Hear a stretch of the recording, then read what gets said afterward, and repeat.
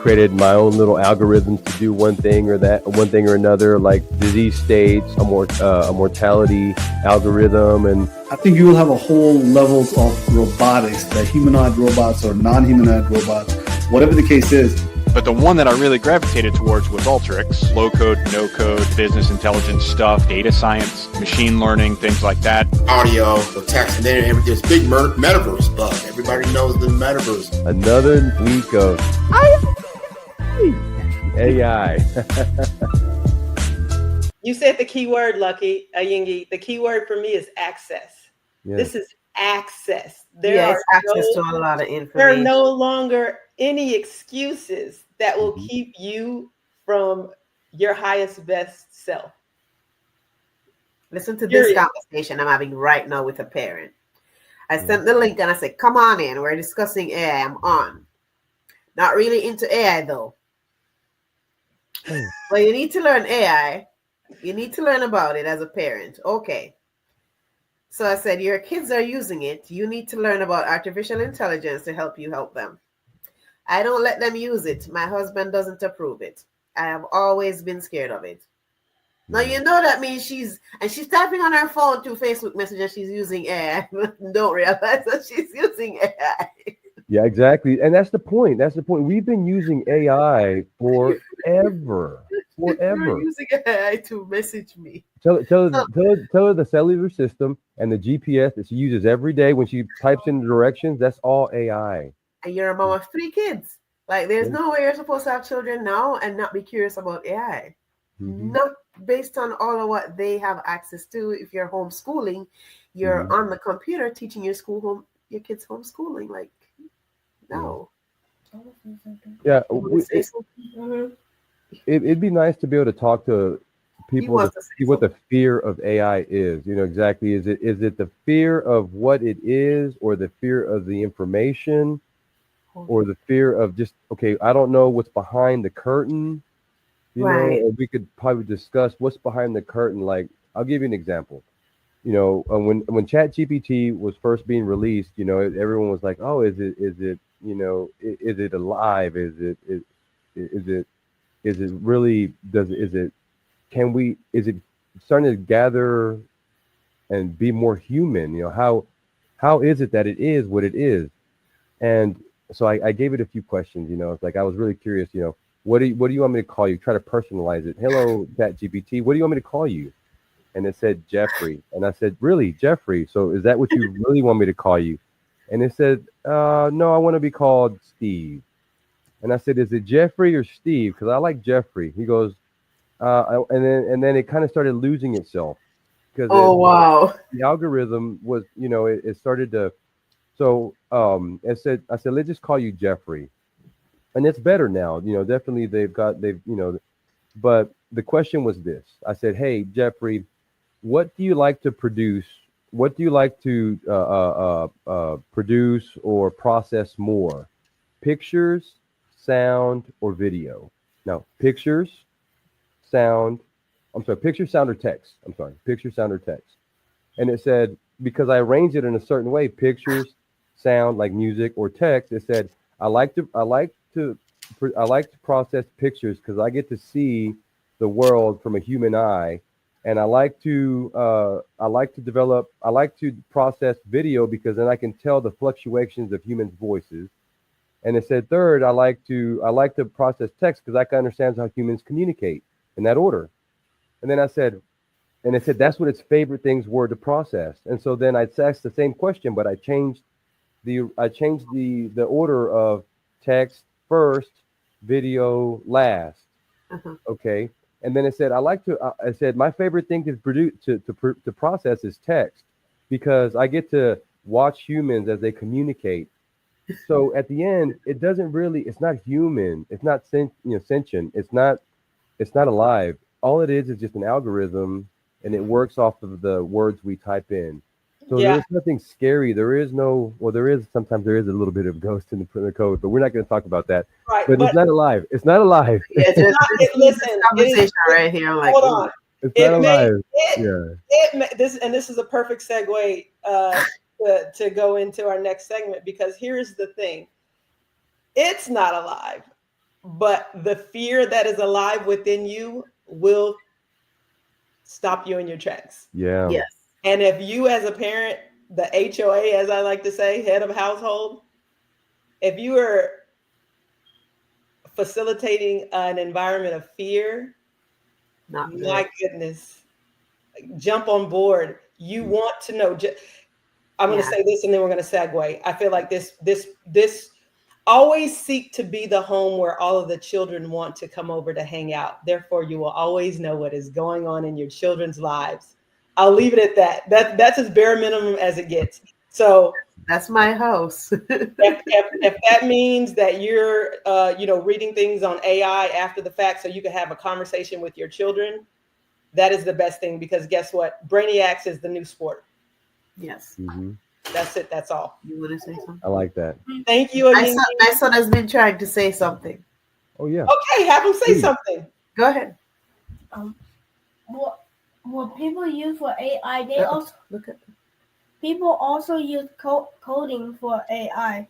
So sometimes they use images AI, and sometimes you can't even notice that they're using image.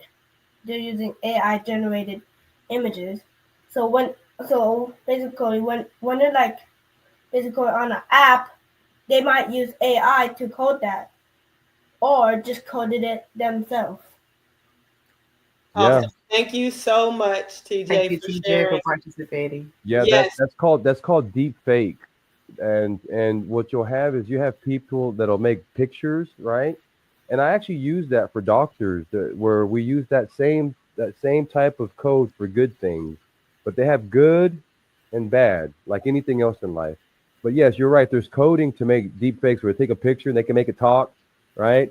Like I could take a dollar bill, scan it, and George Washington, and make George Washington come alive in the dollar bill and talk. Like anything I can say, look, I want a banana split, and then it'll put that voice over the dollar bill, and he'll start talking. I want a banana split. It'll animate it.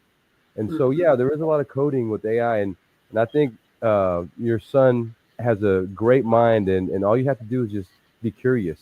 All you have to do is be curious, and then you'll find what you're looking for. Thank you. Thank you for participating. Awesome. Thank you. Awesome. Sorry, bye. Appreciate you guys. I'm looking forward to how you use AI next. I want to hear about it. I call them praise reports. I want praise reports. I want to know what you're utilizing this skill set for, because there's no limitations. Mm-mm. That's the good news. Well, I'm glad we have two more AI users at this point than before this conversation started. Yes. Mm-hmm. So, I would like to say that, we have lots of things that we just discussed, but one of the ways you get rid of fear is by storytelling. So I definitely am looking forward to Brian coming into the conversation and discuss his storytelling capabilities to simplify the digital things, because what Lucky just did is describe it the way we need to hear it, right? But unfortunately, that's not how education works. Education is not same when you're trying to sell something, when you have to market something and have consumer purchase, right? So what we see a lot of is consumerism and purchasing a power that needs to be addressed and said, like, if you have this one and you have the money to buy it and you buy it, this is what happens. Well, guess what happens? Management expectation wasn't managed properly, and lots of negative things comes out of it, right? Positivity is that you bought something and I made some money off of it, but whoever bought it, now they have a negative experience with it, and that's something that we really have to tell stories about to manage our expectations. Because the way Lucky just described it, that by simplifying your ask to a chat, you should be able to have a communications with it. A lot of people don't have that knowledge, actually, right? In this room, you probably have a lot of people say, like, I chat with ChatGPT all the time. I act like it's my friend, blah, blah, blah, blah.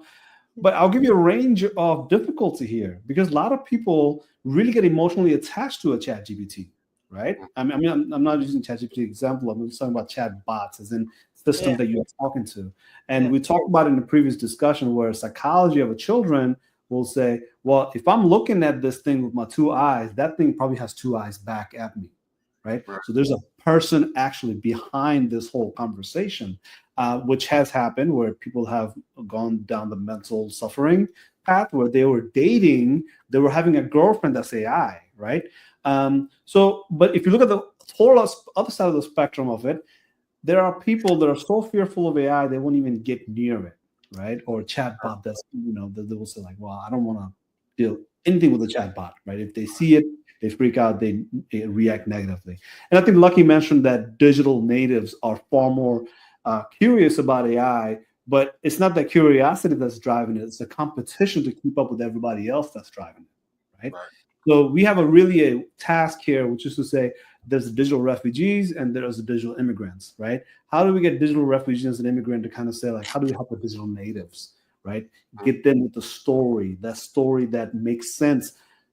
Personalize that story, right? Because when it comes to the digital purchasing things, they don't care about personalizing story. They just want you to spend that dollar, and once they spend the dollar, they're out, right? There's no continuity to tell you more stories later on.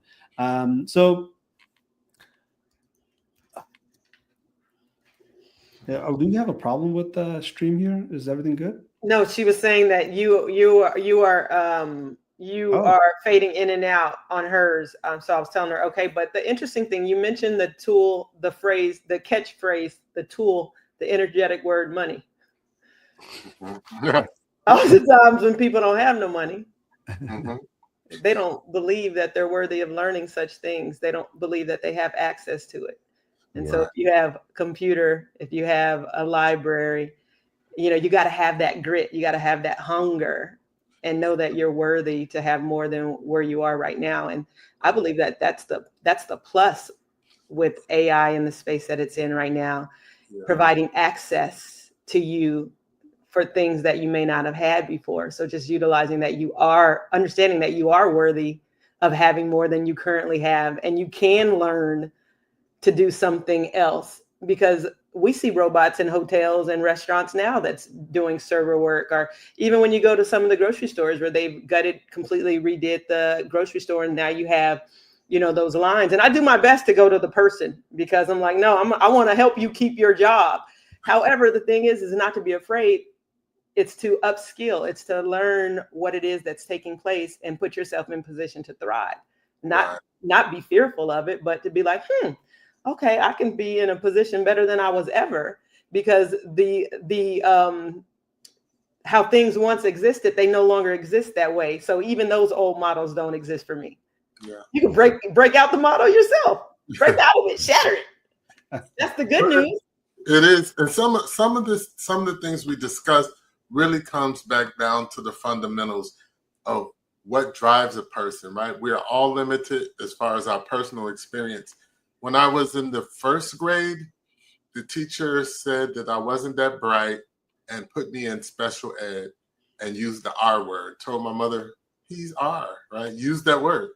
And it just so happened that another teacher who wasn't even my teacher said, I think you're wrong. When we did the test, I was in the first grade, and I think my math was 11 point something, right? Genius. Yeah, but she wasn't trying to see me. And whatever that was, it could be malicious, but I think it was a whole lot of fear that she had, and lack of understanding, and cultural competencies, and so many competencies, and so many other things, right? Versus when you have a tool, and AI is an excellent tool to help determine what's really going on, right? So you're now no longer limited by the views of one person, but you have a body of knowledge to bounce what you think it may be and validate perhaps it is, perhaps it isn't. What if I had not had another teacher that just happened to be watching me and say, I don't think that's really it. But I will say the experience, so I think I skipped every other grade all the way through the 8th grade, right? So, because at that point, they're worried about his development as a human, and I was like, but you're still in time for me. So, but what I do now in my life is I always try to look at things from different points of view. So right now I have a project where I have a bunch of interns coming in, and everything they're doing is AI based, but that's the start point, not the end point. The projects that I've given them is not deliver products that are engineered with AI. Use AI to give you what you think would be a solution and now make it better. You make it better. You challenge the tool, and then you test your hypothesis to see, can I take what it gives me, save all of the time in development, right, and make whatever it is better. So I would say it is kind of the adult learning model where you have facilitation, where it's not the sage on the stage, it's the guide on the side. It's a decision support tool. Imagine how much time, energy, and effort we can save with using tools effectively. And it should be natural for folks to do so. They shouldn't feel like, oh, he's cheating and he's writing the paper. Yeah, okay, write that paper with AI. Great. Now make the paper better. Find the flaws. Give me the opposite point of what you're trying to prove and do it convincingly. Then find facts to support that, right? So literally, as long as we can lose a lot of our inhibitions and understand that we all have limitations, this is an excellent opportunity for everyone to really enhance what they generate and how they take up space in the world. So. Well said, Bobby Ray. I love that. Well said. Yeah. And shame on her or him, whoever said that. Oftentimes they'll say, those dark clouds, you've just watered me so I can grow and thrive. It was unfortunate. It didn't feel good when it was happening, but I can show you better than I could tell you. Yeah. I'm not saying that I still Google to see if she's still alive. Yeah, I completely understand that. As a kid, I was a wall walker, but they didn't, initially, English is a second language for a lot of people, and it was for me actually a third language. And but because I couldn't look people straight in the eyes, and I liked to keep my finger on the wall, they thought I was special until exactly almost same thing. Another teacher saw me and said that this guy, and they put me in talented and gifted, and took a different approach at educating me. I wasn't a traditional stuff. It's just traditional, and then you have non-traditional, and you need to have somebody with that eye, to be able to see that. And I think that there's going to be a lot of opportunity for AI to be able to help in those areas. We've talked about it before, where there's different fields of medicine and psychology, different areas in dementia, where AI is just coming in like a champ and starting to change the way we treat patients, and that's where I think there's a true benefit of AI. The fact that we have all these different levels, and people are starting to get scared, I think it's a good thing.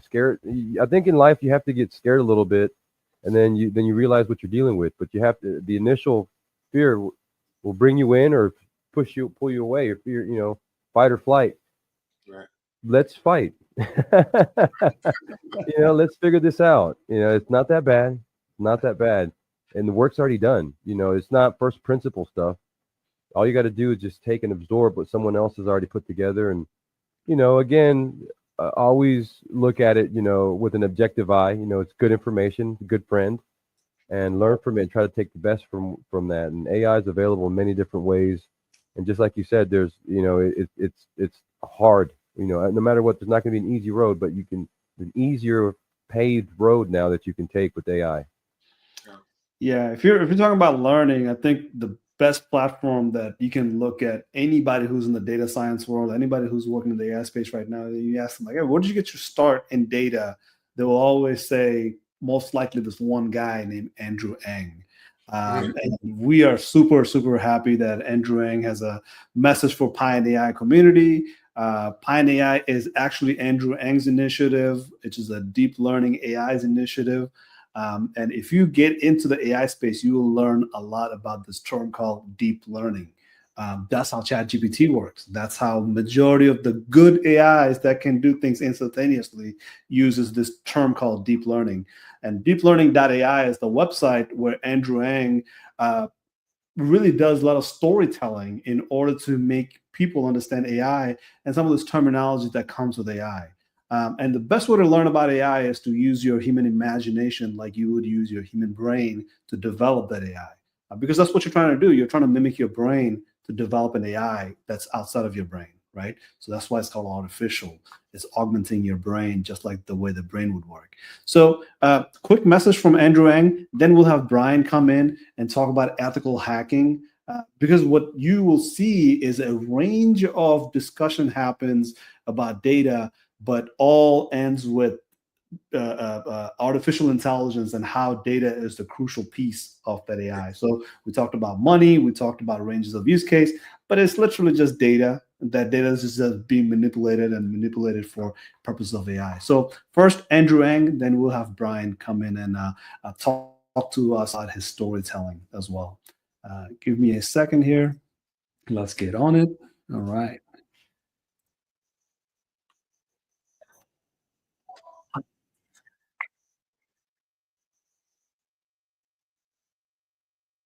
I don't think you We can hear can't. him. There's no sound. Oh, there's no sound, huh? Okay. How come there's no sound?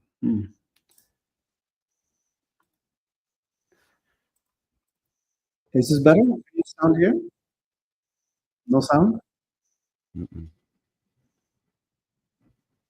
No, no sound there.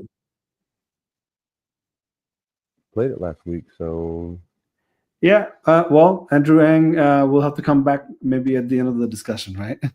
But let's bring in Brian, because I think Bobby and Masako will definitely have a great storytelling session with Brian, because that's what we really need, is to have this digital conversation through human storytelling, right? So let's bring in Brian and say hello to Brian. Brian, thank you so much for joining with us, because this is some conversations that we've been having offline, but now you get to have it online with Masako. Hey, what's going on, everybody? Thank you so much for having me. Masako, you're awesome. I love hearing from you all the time. And Bobby, you give it from that intellectual standpoint. So appreciate you guys for having me. We're so glad you're here. Yeah, absolutely. I wanted to thank you, Brian. As I was saying, when I saw Starks, you made me think of Hollywood, like genius AI, right? When we first started hearing about AI in the theater, the movie theater, with the Marvel comics and whatnot. But I want to go back to, I don't know if you're a parent, but I know that you have spoken to many people that have a fear-based agenda when it comes to AI. And if you would not mind sharing what you have uncovered in these conversations before we continue on in the conversation, that would be amazing for me, please. Yeah, absolutely. Again, thank you guys for having me on board. I watch you guys, I follow you guys. You guys are an inspiration to a lot of folks that are looking and watching. But kind of going back to that, so I had an opportunity to speak at one of the local schools here. I was telling the SIF this, and we were talking about it. And to listen to young kids, in some of the teaching that I do, when I'm teaching Security Plus, or I'm teaching ethical hacking, or even talking about or teaching AI, one of the things that people always say is Terminator. So they view AI in this negative light. And one of the things that I try to help people understand is that AI is a great thing. Just like anything that we've ever created in the human race, we've created something that is to help us, whether it be a Tesla or whether there be a microwave or refrigerator. But there's always a fear, because fear, and let's face it, fear is something that is unknown. So one of the things that I try to help people understand is understand the information, and then we simplify that information to its most simplest forms and break it down. We can talk about AI, and as far as how to simplify AI. We could talk about babies. All right. Sylv mentioned it earlier about storytelling, and that's kind of how I teach. I teach real world situations in that storytelling and relate that to just the more technical and more granular information. So I think it's just people have a fear of what they don't know, and what people don't know. And I think you guys, alluded to it earlier. It's AI. So how do we bridge that gap, right? I think it's all about bridging the gap to help people understand AI has been around for hundreds of years, and we never even knew it. We never knew it. If we go back to the 80s, we saw one of my favorite shows as a kid, not telling my age, but Knight Rider. Knight Rider was one of my childhood most favorite shows to watch. But who would have thought back in the early 80s, a talking car that drove by itself? Now, 2025, lots of years later, we have Teslas, we got all kinds of vehicles that drive by themselves. So, I think it's just that gap. And people fear what they don't understand. Yeah, absolutely. I love the fact that you pointed out science fiction being a catalyst to change, right? Because, everything is impossible until someone does it. So the concept is often introduced through entertainment, and then those things become reality. Everything from what the communicator became the cell phone or Star Trek, et cetera, et cetera. So just the idea of doing something, and then as time goes on, giving people the inspiration to go out and create it. That is just amazing. That's one of the things about humans that really, I think people forget. Anything is possible. You just have to keep working at it and believe, right? So, yep, absolutely. I totally agree with you. And to take it even a step further for individuals that, what you don't know, that goes with that curiosity that Asif always talks about, right?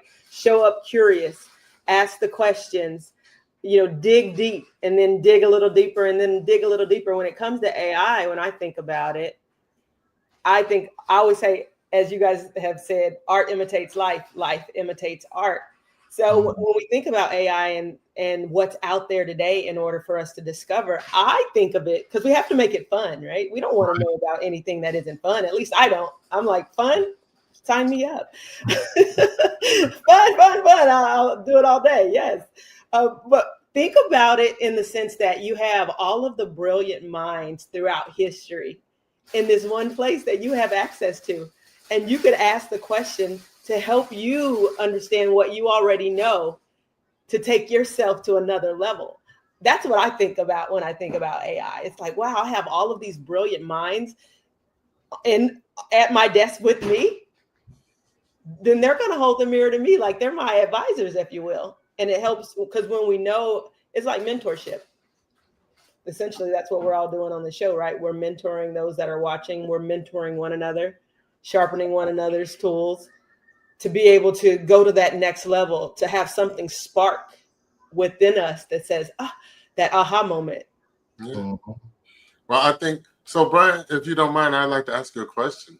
Sure. So if you were to describe, what does the intersection of who you are and technology, or your humanity and technology, what does that look like for you?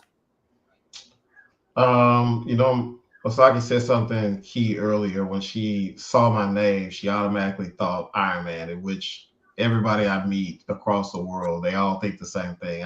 Iron Man is one of my favorite superheroes because it wasn't his super strength. It wasn't it was a suit of armor, but it wasn't his money, but he was rich on knowledge. So when you talk about the intersection, I'd like to believe that I know a little bit about a lot of things. I don't know everything, but it's just also sharing that knowledge to people. I teach anywhere from 16-year-olds all the way to 73 years old. And I tell people all the time, if a 73-year-old can learn about cybersecurity and AI, I think anybody can learn it. But that's just one of the most beautiful things that I've kind of gotten to that crossroad. And like Asif mentioned, it's a storytelling that people will remember.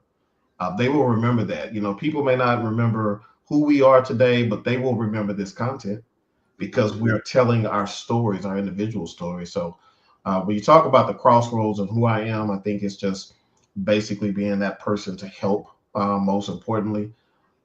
Because Iron Man did have a heart, Masaki. We saw that. Yeah. So, when you talk about Starks, I think Starks has that, and that's the crossroads. But how do we bridge the gap to, the technology? I've been in this field for 15 years, been in cybersecurity for 10. and I love to learn from others, especially our non-technical community, because one of the gaps is having all this knowledge in this database and AI, but then what do they do with it? How can they apply it? And one of the things about AI, cybersecurity, just technology in itself, we have the best piece about this, and Bobby, you could probably attest to this. We're in everybody's business. It don't matter what type of industry you're in. You could be in the school district, you could be a teacher, you can be a firefighter. AI technology is in every single thing that we touch. And people, I think they've gotten accustomed to it, but when you say AI, I think that word, just the term artificial intelligence, is intimidating in itself. So how do we bridge the gap, right? It's just basically breaking down that scenario, that situation, into something that people can gravitate towards. People are interested in cybersecurity, but they have no idea what they want to do.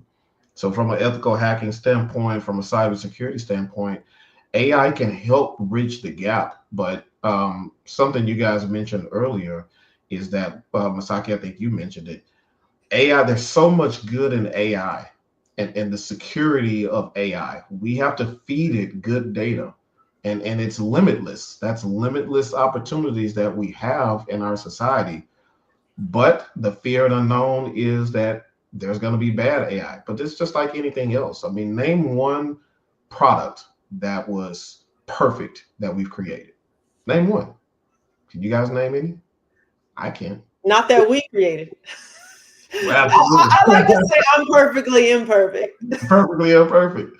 But there's always gaps or opportunities, but that's where we have an opportunity to teach, reach one to teach one, so that people can understand the simplicity of what AI can do. I think I'll say this and I'll pass it over to one of you guys, but when I was speaking, and I just had an opportunity to go to a military base and speak to our soldiers, and we had the open discussion from a ethical hacking standpoint. If we can generate good code, and I think the young man came in here and spoke very eloquently about coding.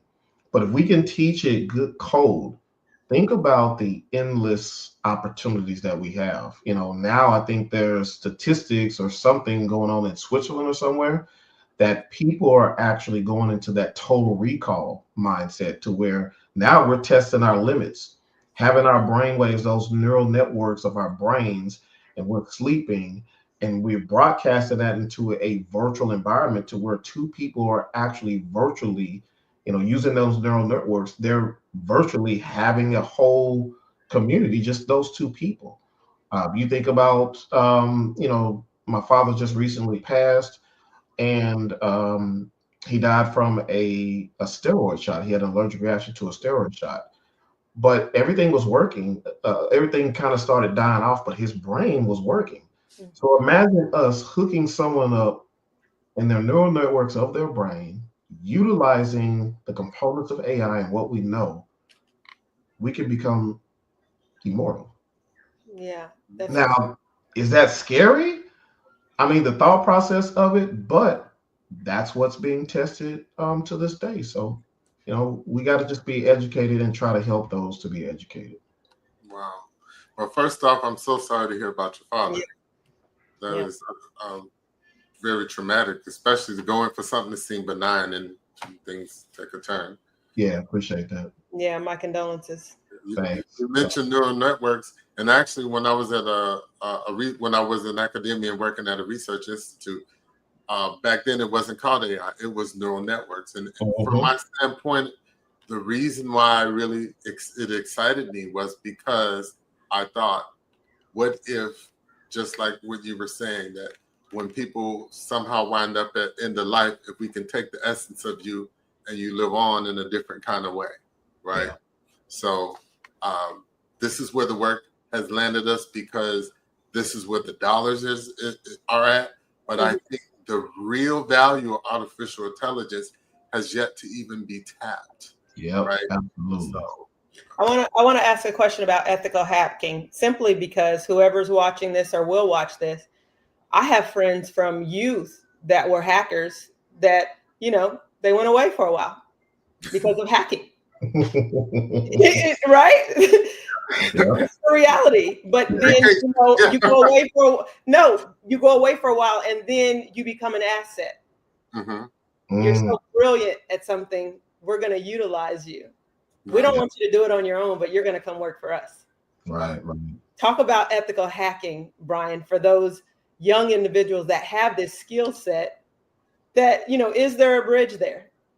Like, what is something that they could get involved in where they already have a skill set that they can do something to, utilize it in a positive light? Because all gifts, oftentimes you have gifts, but when not used in the right way, they cannot be, they're not gifts to some. But then, you know what I'm saying? Yeah, absolutely. I think from an ethical hacker standpoint, with the knowledge that my fellow ethical hackers have, and the younger generation as well, how can we take that knowledge and use it to something positive? We can create good code. We can create, AI to help us in some of the more challenging attacks. Maybe perhaps create something to where we have no more backdoor attacks. I mean, there's the opportunities are endless. But I think most importantly, we can utilize AI with ethical hacking and try to locate vulnerabilities. I mean, we know that there's tools, but most importantly, it's all about the data. We can create good code to where AI can help us in penetration testing. Right now, the government is having some challenges right now with risk and compliance and a lot of those cybersecurity terminologies. But I think that as an ethical hacker, we can put that to use and develop a different process in order to help companies and protect their data, but most importantly, protect their employees, because we are our own worst enemy. It's not the systems, it's the person behind the system that is dangerous. So from an ethical hacking standpoint, we don't necessarily have to hack anything, but we can try to create and develop a platform utilizing the ethical hacking standpoint, and then try to apply that to where it can help companies create more algorithms. We can create more tools that will be able to help companies in the protection of their data. Right, like strengthening it is what I'm getting. Yep. You have this skill set, and then you are skilled in hacking in order to break the system, to rebuild it so it cannot be broken again. You anticipate the threat that is going to happen, and so you create a situation where it can't be penetrated, right?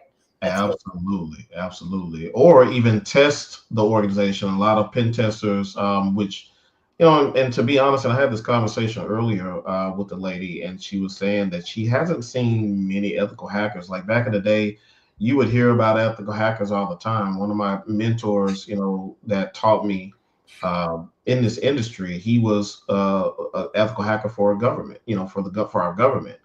But now it's kind of shrinking because we have so many threat actors now. So now it's all about, so the priorities are shifting from an ethical hacking standpoint. But now, how do we use that knowledge? And again, we can even implement that within organizations to test out their vulnerabilities, to minimize their risk and to mitigate those things, and to be able to have a better security posture within each organization, from the government, private sectors, even our own homes. We can utilize that and train AI to aid us